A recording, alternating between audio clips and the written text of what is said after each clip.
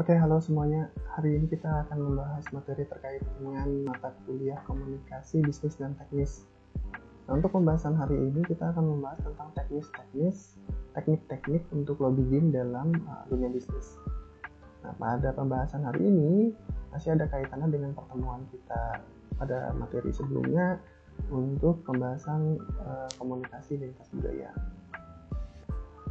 Nah, khususnya pada pembahasan hari ini kita akan mengerti tentang bagaimana lobbying itu terjadi, bagaimana proses-proses yang harus dilakukan pada saat kita melakukan lobbying, kemudian bagaimana cara kita memahami tentang teknik-teknik untuk melakukan lobbying. Nah, perlu kita ketahui sebenarnya bahwa kegiatan lobbying itu memang sebenarnya adalah kegiatan yang biasa kita lakukan mungkin dalam kehidupan kita sehari-hari ya. Jadi pada saat kita melakukan proses komunikasi, ini biasanya tanpa kita sadari kita sudah melakukan proses lobbying di situ. Ya, bahkan memang mungkin bisa tidak sepengetahuan kita pada saat kita telah melakukan itu. Nah, biasanya pada saat kita melakukan komunikasi, di mana pada saat kita menemukan ketidaksepakatan pada suatu pembahasan, kemudian ada perselisihan di situ, lalu kaitannya dengan kepentingan-kepentingan pada saat kita melakukan dialog, kemudian teknis komunikasi yang kita lakukan dalam konteks konsultasi. Nah, ini bisa ada terjadi lobby atau negosiasi di situ. Nah, mungkin prosesnya bisa memakan waktu beberapa hari untuk menyelesaikan kesepakatan itu. Lobby juga memang saat ini bukan hanya merupakan monopoli dari kepentingan politik atau diplomatis saja ya, tetapi bisa juga dilakukan pada konteks berusaha, kemudian pada konteks selebritas, ada influencer. Nah, memang sebenarnya pada prinsipnya lobby itu merupakan teknis untuk diimplementasikan sebagai pendekatan yang nanti akan dilakukan proses pengembangan negosiasi, bisa seperti itu. Nah, perlu juga diyakini bahwa jika lobby itu berfungsi dengan baik, maka biasanya negosiasi juga akan berhasil untuk dilakukan. Jika semuanya berjalan dengan baik, biasanya lobby atau negosiasi juga akan berjalan dengan baik atau berhasil.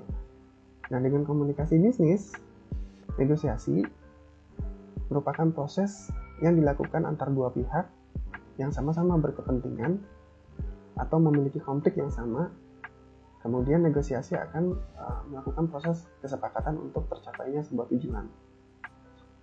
Nah, lobby juga bisa berarti aktivitas komunikasi yang dilakukan individu ataupun kelompok dengan maksud dan tujuan untuk mempengaruhi pimpinan atau sekelompok orang dalam organisasi yang bisa jadi memiliki kedudukan penting dalam organisasi tersebut, bisa juga dalam sebuah pemerintahan, sehingga dapat memberikan keuntungan untuk diri sendiri ataupun organisasi pada perusahaan yang bersangkutan ya, si pelobby dalam hal ini. Lobby bisa menggunakan pendekatan sebagai sebuah solusi. Nah, pembicara dapat dipilih berdasarkan individu sebagai orang yang melakukan lobby ya. Bisa juga kelompok, bisa juga dalam organisasi secara keseluruhan, ataupun lembaga ya. Dalam hal ini bisa lembaga pemerintah. Nah, meskipun komunikasi juga bisa digunakan dalam bentuk media cetak atau media eksternal lainnya, atau bisa dalam bentuk komunikasi lintas budaya seperti yang sudah diinformasikan pada pertemuan sebelumnya. Nah, secara teknis sebenarnya pada dasarnya ada 6 kemampuan dasar yang perlu untuk diketahui pada saat kita melakukan lobby ya atau negosiasi. Yang pertama adalah kemampuan untuk membaca teks atau konteks. Yang kedua, kemampuan untuk melakukan menulis. Kemudian ketiga, logika. Nah, logika di sini nanti akan diteruskan dalam bentuk verbal yang artinya ada kemampuan untuk melakukan perdebatan ya, untuk melakukan debat atau menyampaikan ide ya. Kemudian kemampuan untuk melakukan ekspresi dari ide atau pendapat yang disampaikan. Jadi ide atau pendapat yang disampaikan itu tergambarkan lewat ekspresi yang kita sampaikan, melalui mimik wajah ya, melalui ekspresi tubuh seperti itu. Kemudian negosiasi juga bisa dilakukan dengan kemampuan dasar mendengar. Nah, ini juga menjadi lebih penting. Ada juga komunikasi yang penting yang lainnya, yaitu selera humor, bahasa tubuh, kemudian gaya pakaian yang digunakan, itu juga bisa mempengaruhi negosiasi yang dilakukan. Lobby dan negosiasi dalam komunikasi bisnis. Kemampuan untuk melakukan lobby juga bisa merupakan pendekatan yang sering dilakukan untuk kesepakatan tertentu, bisa transaksi ya. Jadi sebagai aktivitas komunikasi, lobby juga tidak jarang justru lebih efisien untuk mempengaruhi orang lain demi mengambil keputusan sesuai dengan yang diinginkan. Nah, melakukan lobby adalah merupakan pelancaran persuasi, di mana cara kita mempengaruhi orang lain itu tanpa harus dipengaruhi oleh orang-orang di sekitar kita. Nah, fungsi lobby itu juga bisa mempengaruhi keputusan agar keputusan yang diambil itu tidak merugikan organisasi atau bisnis dari kedua belah pihak. Fungsi lobby juga bisa menafsirkan opini dari pejabat pemerintah yang kemudian bisa diterjemahkan dalam kebijakan perusahaan. Fungsi lobby yang lain adalah memprediksi juga apa yang terjadi secara hukum, kemudian memberi rekomendasi pada perusahaan agar dapat menyelesaikan dengan ketentuan yang ada atau ketentuan yang baru. Kemudian ada memanfaatkan ketentuan baru tersebut untuk menyampaikan informasi tentang bagaimana caranya suatu kesatuan bisa dirasakan dalam sebuah perusahaan, organisasi, atau kelompok masyarakat. Fungsi lobby juga bisa meyakinkan para pengambil keputusan bahwa pelaksanaan peraturan itu membutuhkan waktu untuk dilakukan proses perizinan. Nah, kemudian kita masuk pada pembahasan teknik lobby ya. Jadi para pelaku tidak hanya melakukan lobby untuk berbagai pihak secara formal di dalam sebuah ruangan, juga bisa dilakukan dalam berbagai pihak pada kondisi publik. Kemudian lobby juga tentu bisa dilakukan negosiasi oleh para pelaku bisnis dengan mitra bisnisnya. Ada berbagai cara yang dilakukan dalam melakukan teknik lobby. Yang pertama, kita bisa melakukan analisis iklim dulu. Ini biasanya untuk mengetahui ke arah mana sih sebenarnya pembahasan ini akan kita bahas dan kita bentuk. Kemudian menentukan siapa lawan bicara kita yang kita hadapi dan siapa yang mungkin juga bisa mendukung opini kita. Jadi kita harus tahu dulu yang kita ajak ngomong ini siapa. Kalau misalnya yang kita ajak bicara ini adalah seseorang yang punya pengaruh penting, maka sebisa mungkin dari kemampuan yang kita miliki dalam melobi itu kaitannya dengan bagaimana ekspresi diri kita, bagaimana gestur tubuh kita, bagaimana atribut atau instrumen yang kita bawa seperti pakaian kita, pengaruh kita. Nah, itu bisa mempengaruhi lawan bicara kita pada saat kita melakukan lobby. Mengidentifikasi kelompok kecil pada saat kita menentukan iklim opini ini juga mengenai suatu kelompok masalah. Nah, berkaitan ini kita bisa fokuskan pada kelompok kecil, kemudian kita harus juga bisa mengetahui bagaimana terhadap pokok permasalahan yang kita bahas. Nah, ini kaitannya dengan membentuk koalisi dengan kelompok-kelompok tertentu yang setuju dengan pembahasan kita, setuju dengan pendapat kita, kemudian bisa mendukung apa yang kita miliki dalam sebuah ide untuk pembahasan lobby.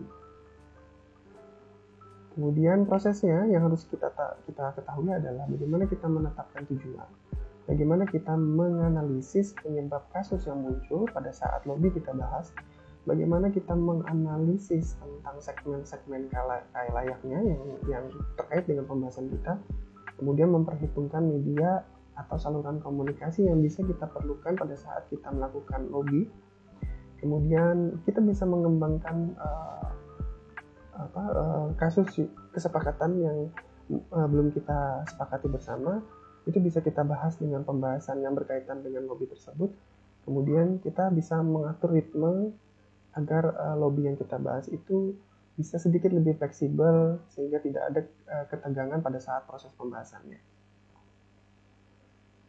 Nah, dalam melakukan lobby ada beberapa pendekatan. Yang pertama adalah memenuhi sasaran langsung pada kesepakatan tertentu, kemudian memanfaatkan jasa penghubung. Bisa ada orang yang terdekat yang bisa menjadi penghubung kita terhadap klien kita.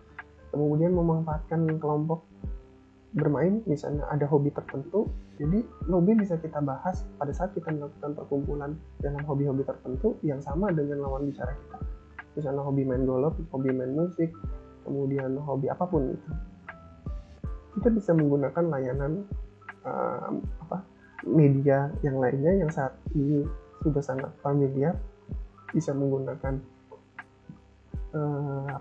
messenger, aplikasi instan seperti itu. Kemudian empati.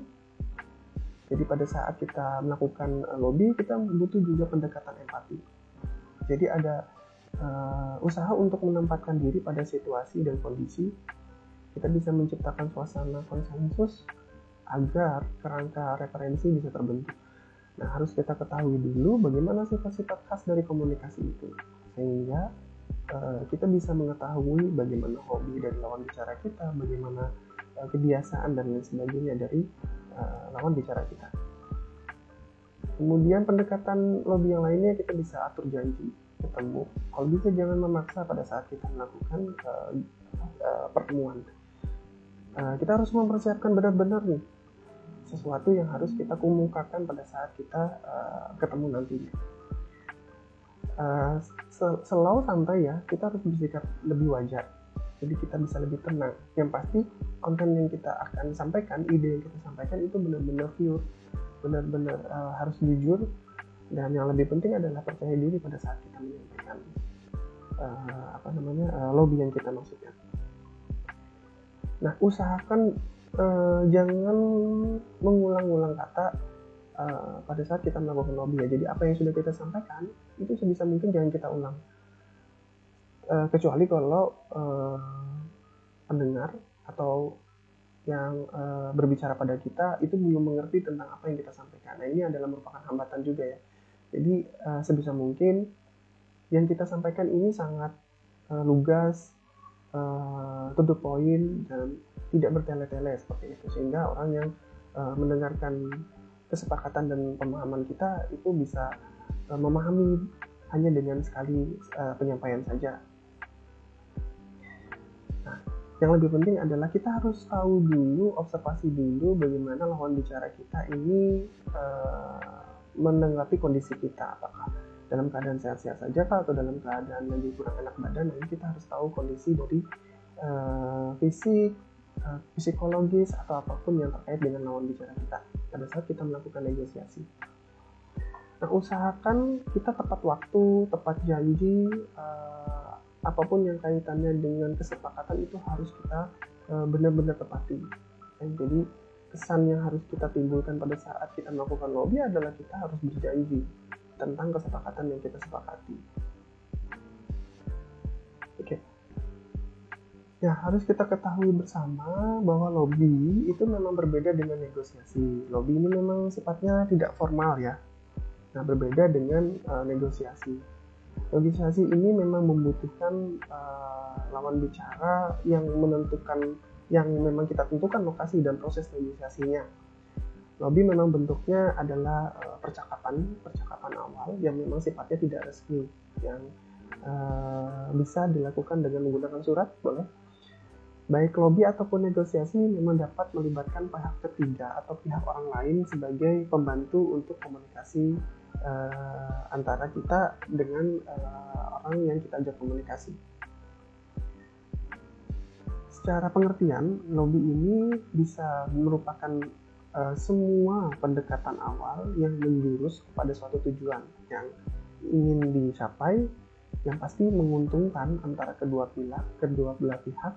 Kemudian lebih tepatnya memang lobbying ini dalam artian bahasanya bisa approaching atau pendekatannya. Seperti diketahui, lobby memang beda dengan negosiasi. Lobby ini sifatnya tidak terikat waktu, tidak terikat tempat. Mungkin bisa kita lakukan secara berulang-ulang, tapi kalau negosiasi itu sifatnya terikat waktu dan terikat tempat. Kayak kesepakatan kerjasama antar dua pihak itu adalah negosiasi juga. Lobby juga merupakan pendekatan yang menggunakan persuasif yang sifatnya membujuk, mempengaruhi orang lain tanpa merasa dipengaruhi. Ngomong secara natural, tahu-tahu orang tersebut merasa kita mengajak dia pada suatu hal. Nah, itu sifatnya lobby.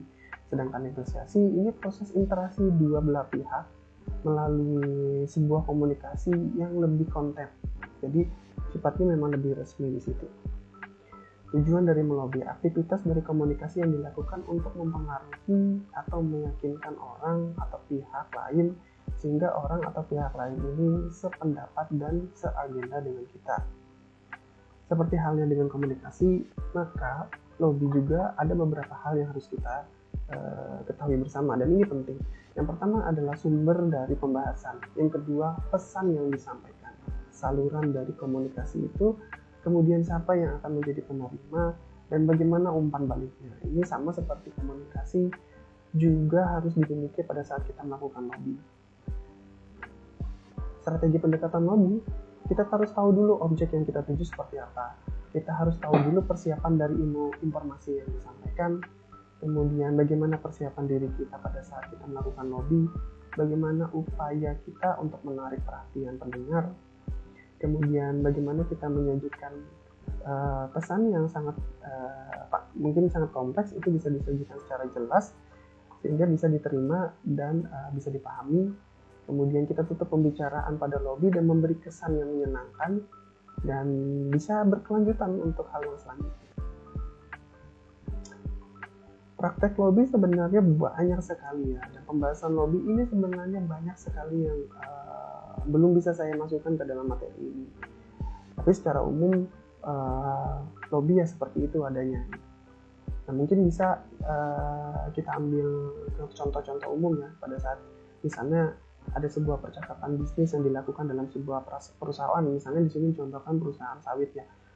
Misalnya ada tokoh masyarakat, kemudian ada LSM yang sudah dikenal dengan masyarakat, kita upayakan lakukan lobby terhadap masyarakat untuk upaya pembebasan lahan ya. Nah, dalam hal ini perusahaan biasanya melibatkan pihak ketiga, tokoh masyarakat untuk dapat memberikan persetujuan terhadap hak guna tanah mereka. Karena biasanya tokoh masyarakat ini memegang peranan penting untuk mengambil keputusan di dalam suatu desa atau lingkungan masyarakat. Nah, misalnya contoh lain, misalnya ada humas perusahaan. Misalnya humas perusahaan ini berkomunikasi pada wartawan. Nah, wartawan atau jurnalis lah secara umum yang berpengaruh dan memiliki kekuatan untuk membentuk opini. Nah, dalam menghasilkan pemberitaan yang positif terhadap perusahaan, sehingga bisa meningkatkan brand atau menjadi promosi yang efektif untuk target konsumen. Jadi ada lobby yang dilakukan oleh humas perusahaan kepada para jurnalis tentang bagaimana sih kesepakatan kita supaya nanti yang keluar, informasi yang keluar di masyarakat itu adalah pandangan yang baik, opini yang baik terhadap perusahaan tersebut. Nah, mereka melibatkan jurnalis di situ. Oke. Syarat untuk menjadi negosiator. Nah, ini khususnya untuk negosiator ya. Jadi negosiator ini yang pertama adalah kredibel atau terpercaya, jadi bersumber pada sifat formal dan informal yang menyenangkan. Kemudian dia percaya diri, dia ada punya self confidence. Jadi diperoleh dari hasil pengalaman dia secara luas, pergaulan dia secara luas, kepribadian yang baik, kuat, kemudian emosi yang stabil dan pengalaman pribadi pada saat terbiasa berkomunikasi dengan banyak pihak. Menguasai substansi materi, nah ini kaitannya dengan bagaimana jumlah informasi yang diterima dan dikumpulkan, termasuk tentang peraturan atau pengolahan informasi yang digunakan dalam negosiasi. Kemudian menguasai teknik komunikasi. Nah ini diperlukan untuk menghindari deadlock atau mati gaya lah seperti itu. Kemudian bisa membangun mutualisme understand dalam kebersamaan. Kemudian hambatan-hambatan dalam mengambil keputusan. Nah, pertama adalah menilai terlampau dini atau puas dalam solusi. Nah, ini hambatannya ya. Kemudian selalu didasarkan kepada pikiran menang atau merasa bagaimana caranya supaya kita itu merasa harus menang kayak gitu, merasa harus kalah. Nah, selalu punya pikiran bahwa masalah yang akan diselesaikan adalah masalah lawan atau bukan masalah sendiri.